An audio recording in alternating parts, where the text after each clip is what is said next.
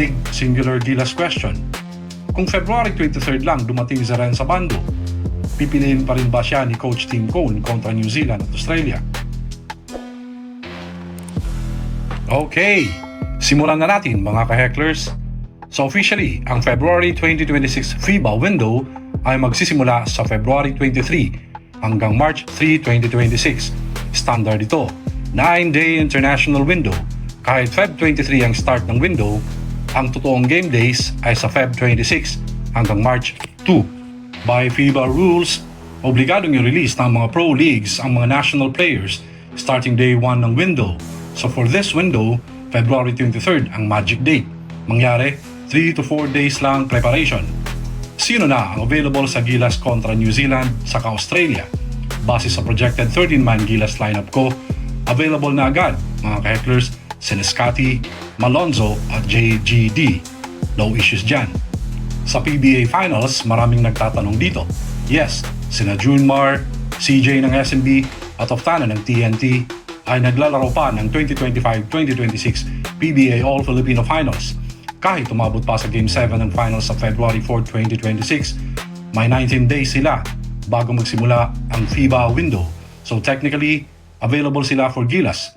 Ang concern lang talaga, pagod at conditioning, hindi release rules.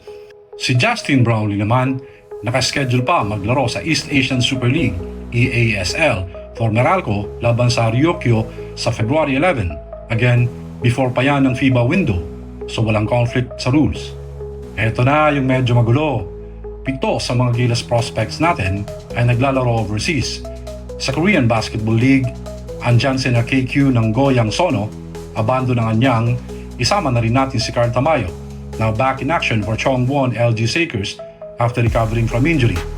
LG Sakers at Anyang, legit contender. Goyang Sono, medyo mid to low contender. Sa B-League naman ng Japan, andyan sila Kai Soto ng Kushigaya, AJ ng Gonma, QMB ng Chiba, at Dwight Ramos ng Hokkaido. Ang Chiba at Hokkaido, strong contenders. Gonma, borderline playoff. Kushigaya, medyo wala sa picture. Normally at sa window na ito, ang mga overseas players ay re-release ng kanilang clubs on February 23 mismo, lalo na kung playoff contender ang club. So sa papel, Kiambao, Abando, Tamayo, Soto, Edo Ramos at QMB sa February 23 talaga ang dating nila sa Gilas camp. Pero ito na yung twist mga ka-hecklers. Korea versus Japan matchup sa March 1, 2026 sa Okinawa, Japan.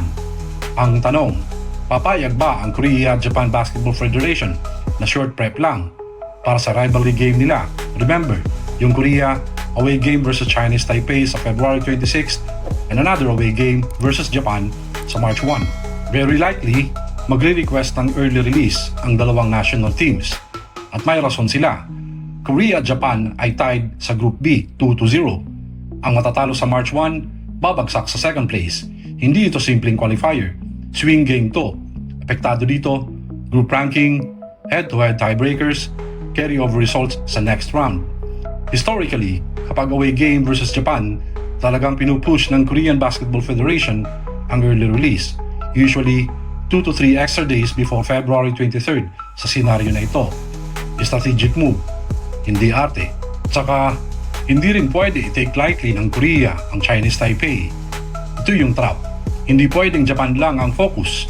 Ang Chinese Taipei, walang pressure, walang mawawala. Delikado kapag binaliit.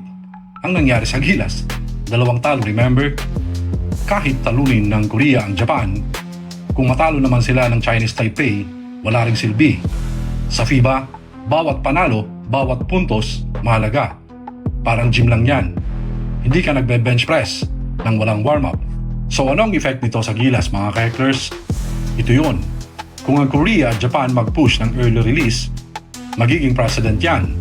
At kapag nangyari yun, mas lalakas ang case ng Gilas for early release para sa mga overseas players kagaya nila Kiambao, Abando, Tamayo, Soto, Edo, Ramos at QMB. The big singular Gilas question. Kung February 23 lang dumating si Renzo Bando, pipiliin pa rin ba siya ni Coach Tim Cone kontra New Zealand at Australia? Short answer, yes. Though Coach Tim Cone has always believed na ang role clarity mas kailangan sa mahabang preparation, sa tingin ko, Hindi issue ang late arrival sa kanya kung alam mo ang sistema, klaro ang role mo, hindi ka ball dominant, at dyan sakto si Abando. Bakit pasok pa rin si Abando mga ka-hecklers? Defense first wing. Yan, gusto ni King Cone. Energy player. Walang ego. Sanay sa FIBA physicality. Kahit limited minutes, may impact. Ang risk lang talaga mga ka-hecklers kung mas gusto ni Cone ang continuity, kung may ibang wing na mag-level up. Ito yung most likely scenario para kay Renz.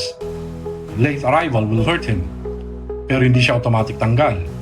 In fact, sa tingin ko, siya ang tipo ng player na pinakakayang i-accommodate ni Coach Tim kahit late, especially kontra New Zealand saka Australia. Ang final take ko mga ka-hecklers, ang buong February window nakasalalay sa Korea vs Japan March 1st matchup.